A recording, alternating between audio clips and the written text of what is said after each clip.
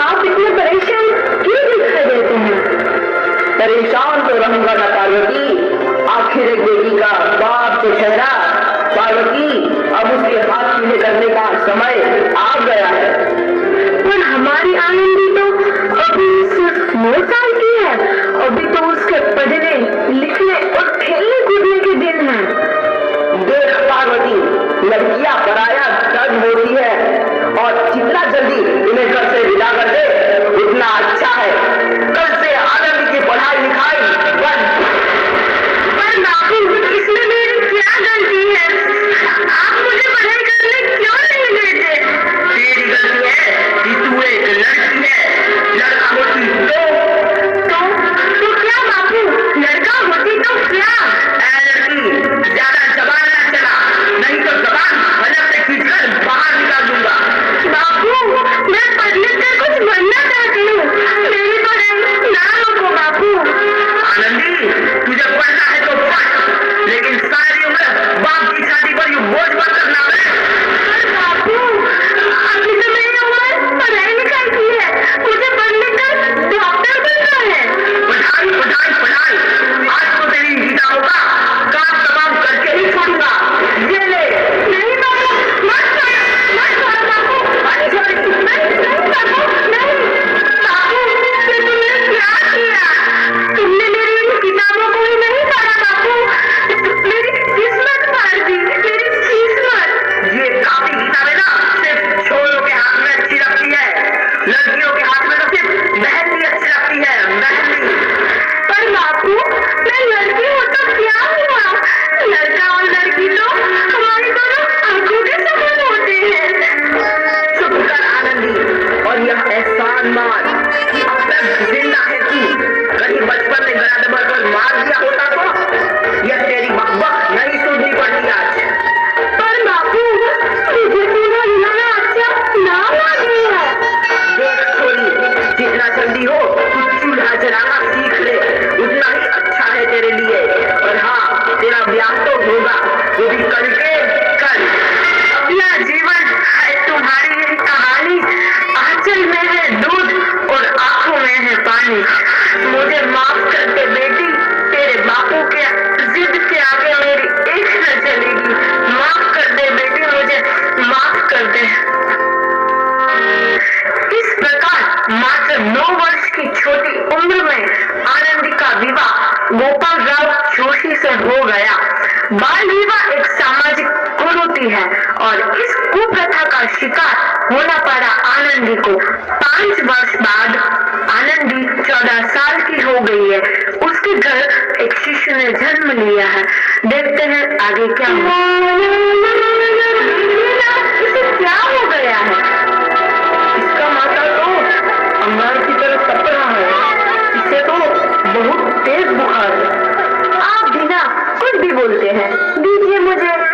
माधव, माधव, जल्दी से वैद्य जी को बुला के लाओ। जी, अभी बुला के लाता हूँ। ये तुम क्या कर रही हो आनंदी? भगवान की विभूति लगा रही हूँ।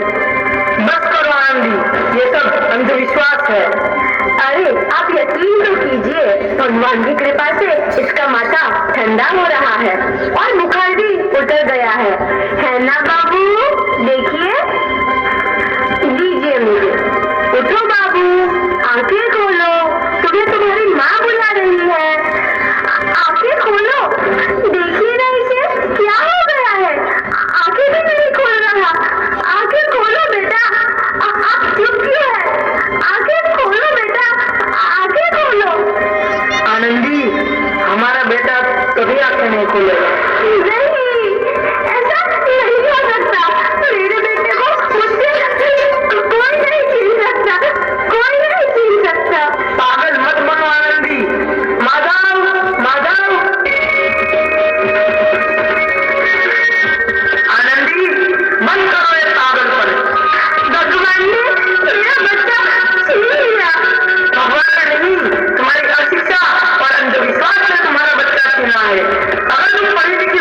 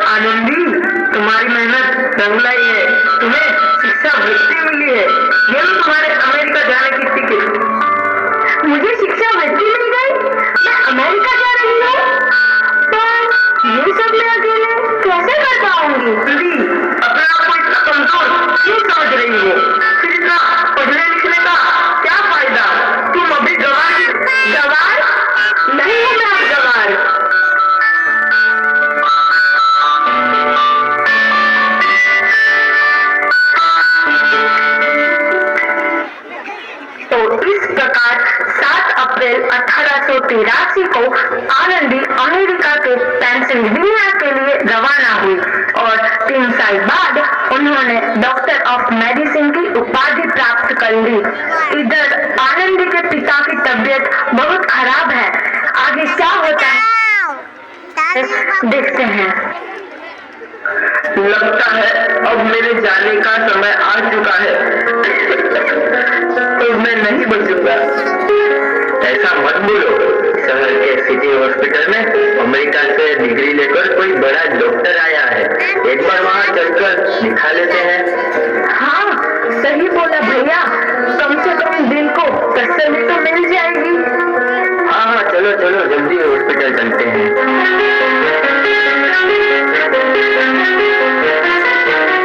इस मरीज की हालत तो बहुत खराब है। कोई चमत्कार ही इसे बचा सकता है। ऐसा मत बोलो भाई। डॉक्टर साहब कब तक आ जाएंगे? लो आ गई डॉक्टर मैडम। डॉक्टर मैडम जल्दी देखिए, मरीज की हालत बहुत खराब है।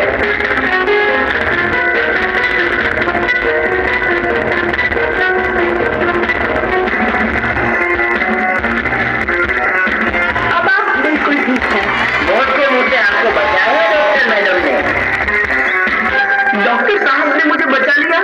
मुझे मिलना है डॉक्टर साहब से। डॉक्टर साहब नहीं, डॉक्टर मैडम बोलो। डॉक्टर मैडम, उन्होंने ही तुम्हें जीवन दान दिया है। लो आ गई डॉक्टर मैडम, मिल लो उनसे। डॉक्टर मैडम आपका बहुत बहुत धन्यवाद। आपने मेरी जान बचाई। इसके बदले में मैं गरीब भला आपको क्या दे सकता हूँ? वचन चाहिए मुझे कि कभी ये नहीं कहोगे कि लड़कियां कुछ नहीं कर सकती। वचन? ये कैसा वचन? अरे श्यामलाल, तुमने पहचाना नहीं? तुम्हारी बेटी आनंदी। आनंदी?